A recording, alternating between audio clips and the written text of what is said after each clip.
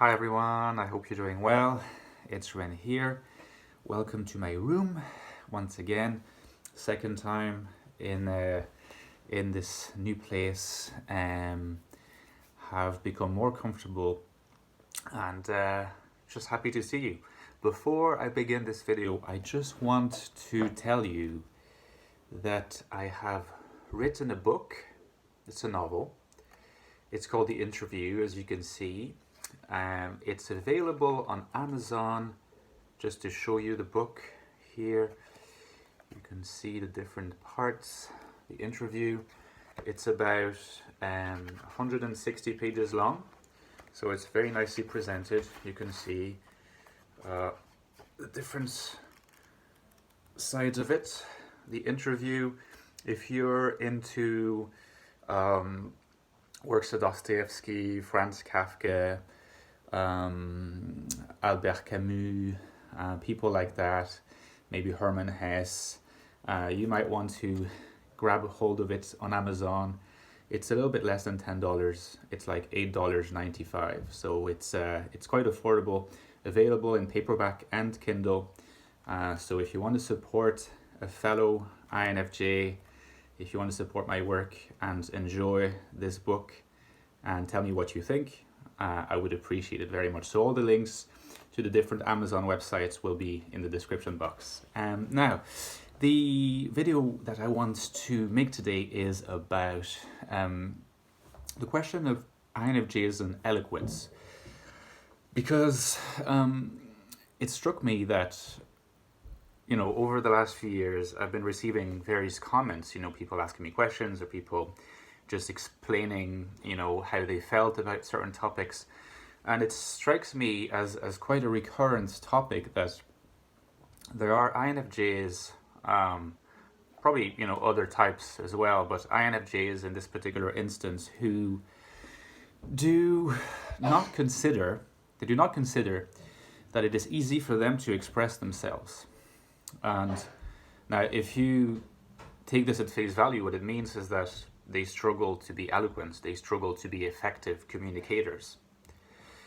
And I guess I wanted to express my thoughts about this topic a little bit, because it even happens occasionally that people tell me, well, you know, it's if you really are an INFJ, you're kind of unusual because you can express yourself well or whatever. You know, thinking more about the topic, I can say that I actually don't think that it is true that INFJs are bad communicators or that they cannot be eloquent. In fact, I think precisely the opposite. I think that in terms of the potential for being eloquent and for being good communicators, INFJs are very, very well placed.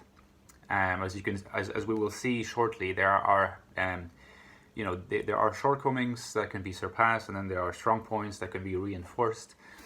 But in potential, INFJs can be very effective communicators, charismatic speakers.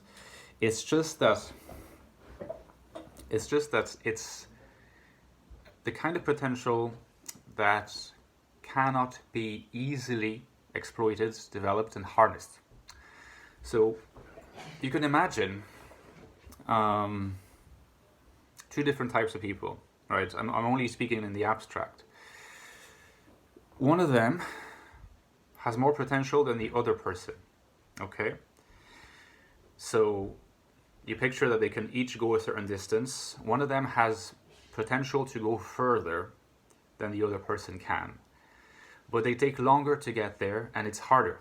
You know, maybe they're slower, maybe, you know, in terms of their speed to get to the destination, they will reach further, they can reach further, but they don't go as fast. And there are more obstacles along their path, so that slows them down even more. And they might be tempted at times to just give up completely and just say to themselves, convince themselves that perhaps they're not meant to get that far. And I think that it's probably the case of some INFJs. And so the question is, what is causing this difficulty in harnessing and developing and exploiting and realizing their potential as eloquent speakers who can express themselves well precisely, convincingly, charismatically. And I think fundamentally the main culprit here is NI. And another culprit is, not to the same extent, TI. More specifically, an underdeveloped TI. Now, there's also FE that is a culprit.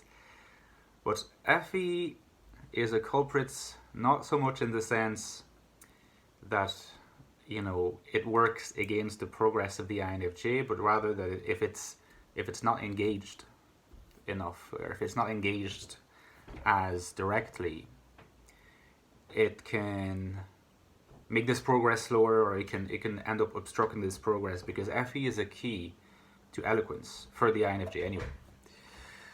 So if we begin with NI, now the reason why NI can be a challenge when it comes to expressing yourself, NI dominance I mean specifically, when you are trying to express yourself effectively, is that NI insights, pattern forming that insight that NI produces, is very abstract, and it's very much, most of the time, non-verbal, which means that it doesn't easily find an expression into words, which is why an INFJ who tries to express his or her unique thought, what they have come up with in their minds and which makes sense to them in their minds, when that's what they're trying to express, they struggle. And in a sense, they probably struggle and are going to struggle for all time. They can learn to struggle less, but they will continue to struggle. But that doesn't mean that you always have to think in terms of what you uniquely have in your mind.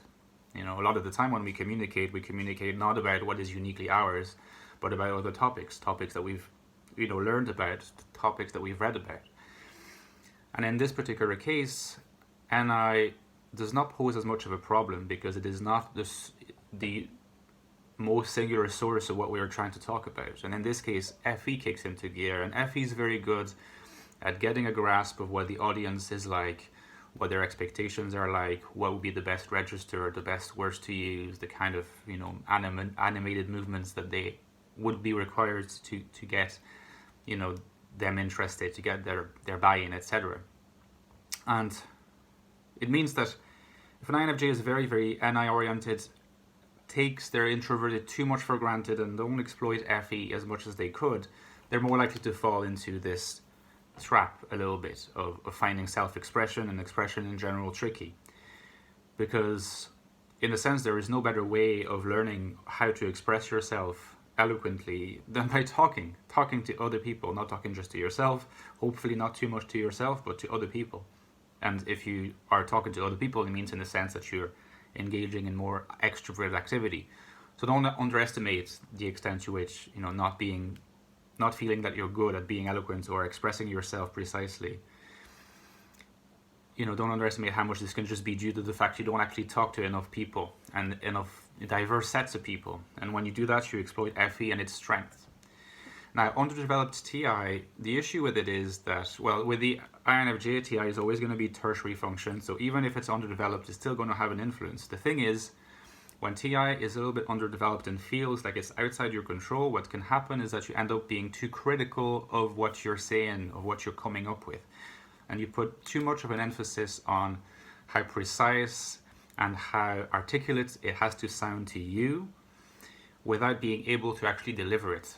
So it's like you're constantly self-critical. You're constantly kind of looking at what you're saying and correcting yourself, and you end up stuttering, you end up not being quite sure what you're saying and losing confidence in what you're saying because you feel a bit alienated from it. It never quite fits what your NI tells you it should look like.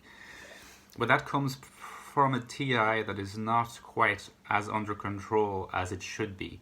So that's not the sign of an overdeveloped TI, it's actually the sign of an underdeveloped TI. When your TI is well exploited, when your TI is engaged, what it should be able to do is allow you to give the right kind of structure, the right kind of form to what you're trying to say, but to also be able to get to a stage and be like, okay, that's enough. Now, what I want to say has been compartmentalized into words and sentences that suit me, and now I can deliver via NIFE. So think about it. Don't just stay inside your NI. If you want to be eloquent, if you want to be an effective communicator, you need to engage FE, you need to engage TI. And you need to realize that communicating is not always, about expressing a unique vision. The vast majority of what we talk about is not about our unique vision, but if we develop the reputation as an effective communicator, that can create a good context for being able to then later manage to get the opportunity to also express what we feel and think in our most singular being. So this would be my little piece of advice, when it comes to NI itself and the bulk of what is the essence of NI, writing is probably the best way to explore those things. Writing or creating a company and spending your life dedicating yourself to that vision. But it's not necessarily going to ever be possible to eloquently express it in speaking unless you work on it for a long time, because that's very much the nature of NI. So don't underestimate your other functions. And let me know what you think in the comments, guys. Alright, see you soon.